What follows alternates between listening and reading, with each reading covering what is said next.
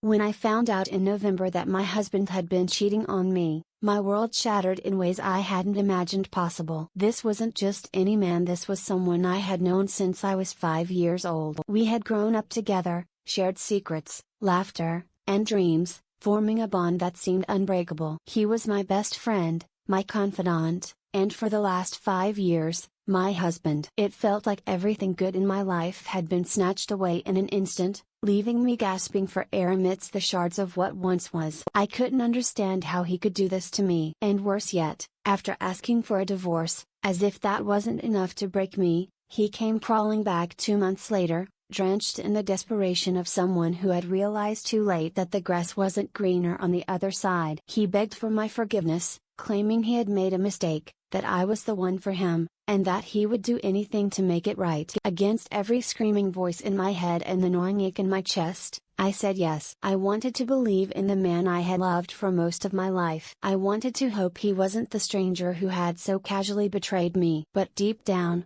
I knew better. And my forgiveness? It came at a cost he would soon learn was far greater than he could have ever anticipated. It started small. While he worked late hours, or so he claimed, I opened a new savings account, one he didn't know existed. Every month, I funneled $500 from his paycheck into that account under the guise of managing our finances better. He thought he was helping to restore stability in our relationship after our reconciliation, but little did he know, I was building my escape fund. I could already picture the look on his face when I disappeared without a trace, leaving behind nothing but the hollow shell of his once perfect world. But my plans didn't stop there. If I was going to rebuild my life, I wanted to do it on my terms. I wanted to feel powerful, unstoppable, like the best version of myself. So, I started hitting the gym with a focus and determination that I had never felt before. Every drop of sweat that trickled down my back was a reminder of the future I was creating, a future where I was stronger, sexier, and more confident than I had ever been. This wasn't about him, it was about reclaiming the pieces of myself that his betrayal had tried to destroy. It was a secret transformation. He'd comment on my toned arms, how radiant I looked in certain outfits, clueless to the fact that his admiration wasn't a victory for him. It was a triumph for me. Each compliment was a stepping stone to the moment I would leave him in the dust, stronger and more untouchable than ever. Now here's where the story takes a deliciously wicked turn. While scrolling through Snapchat one night, a dangerous thought crossed my mind. If my husband could cheat so easily, was it possible that infidelity ran in his family? It wasn't a baseless idea. His father had always been a little too charming,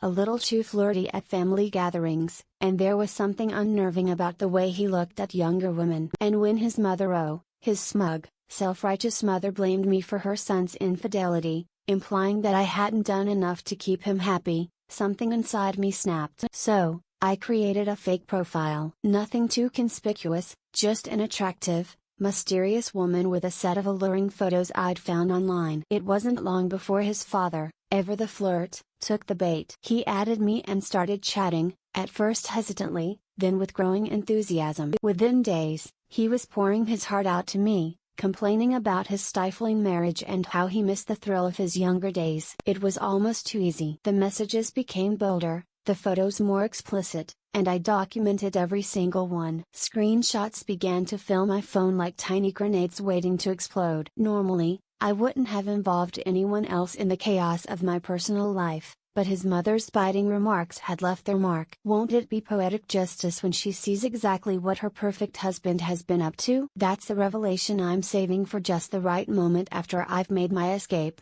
of course. The apartment escape plan.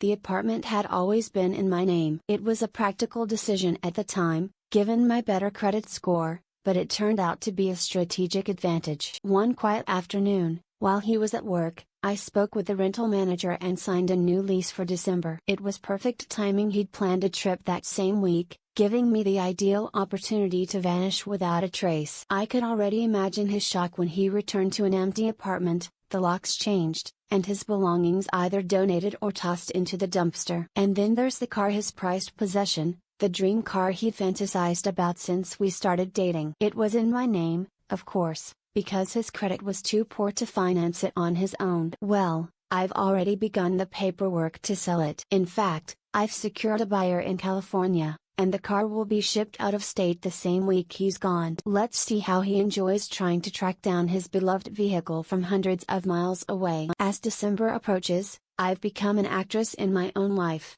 playing the role of the devoted wife to perfection. Every kiss goodnight, every loving smile, is part of my master plan. He has no idea what's coming, and that's what makes it so satisfying. At night, as he sleeps beside me, I lay awake imagining the chaos that will unfold when the scales of justice finally tip. This isn't just about revenge anymore. It's about reclaiming my power, my identity, and my dignity. For too long, I allowed myself to put his needs above mine, to forgive the unforgivable, and to ignore the glaring red flags. No more. This time, I'm walking away on my terms, leaving nothing but wreckage in my wake. There are a few more details I've meticulously arranged. For months, I've been forwarding his important mail to a P.O. box, ensuring he won't even have access to his bills or records when I'm gone. His cherished work files, which he guards with such pride, will mysteriously vanish during the move. Every loose end has been tied, every contingency accounted for. By the time I'm done, he won't have a single foothold left. The best part? I'm no longer driven by anger. What began as a plan fueled by hurt has transformed into something much more profound. This is about freedom, about stepping into a future unburdened by betrayal and disappointment. Each step I take toward my escape feels like shedding old skin, emerging as something new, something invincible. When December arrives, he'll return to a world unrecognizable. The apartment,